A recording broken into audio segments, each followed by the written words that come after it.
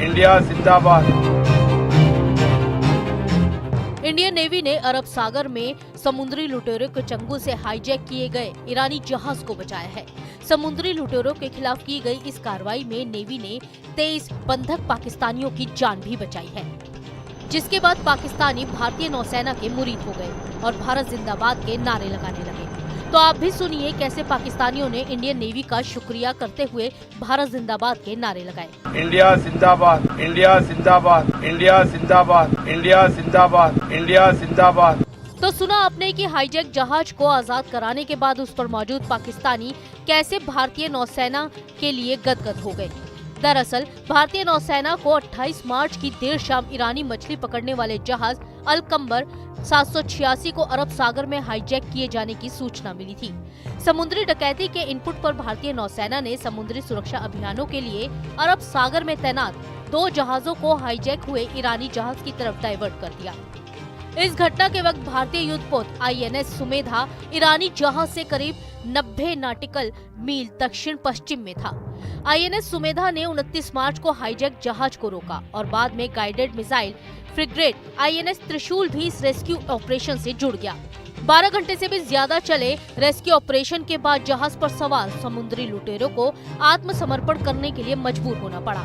घंटों की कड़ी कार्रवाई के बाद 23 पाकिस्तानी नागरिकों के चालक दल को भी सुरक्षित बचा लिया गया, जिसके बाद सभी पाकिस्तानी भारतीय नौसेना का शुक्रिया करने लगे और अपनी आपबीती बताने के साथ ही भारत जिंदाबाद के नारे लगाने लगे। ईरान से निकल के आ रहा था समंदर, मुझे सोमालियों ने हाईजैक किया हुआ है।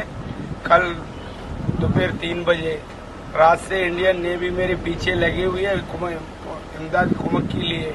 पूरी रात इन लोगों ने मगजमारी की, जोर लगाया सोमालियों से। आज पूरी दिन, अभी दिन की 4 बजे होने वाली है, इंडियन नेवी ने मुझे आज़ाद कर दिया। सोमालियों को निकाल दिया है। अभी मैं आज़ाद हूँ। इंडियन नेवी का शुक्रिया। इंडिया जिंदाबाद। वहीं इस रेस्क्यू ऑपरेशन में पकड़े गए 9 समुद्री लुटेरों को आगे की कानूनी कार्रवाई के लिए भारत लाया जा रहा है। समुद्री लुटेरों के खिलाफ समुद्री लूट रोधी अधिनियम 2022 के तहत कानूनी कार्रवाई की जाएगी। इसके साथ ही भारतीय नौसेना की विशेषज्ञ टीम ने जहाज अल-कंबर 786 की सभी जांच पूरी की और चालक दल में शामिल सभी 23 पाकिस्तानी नागरिकों की मेडिकल जाँच भी कराई।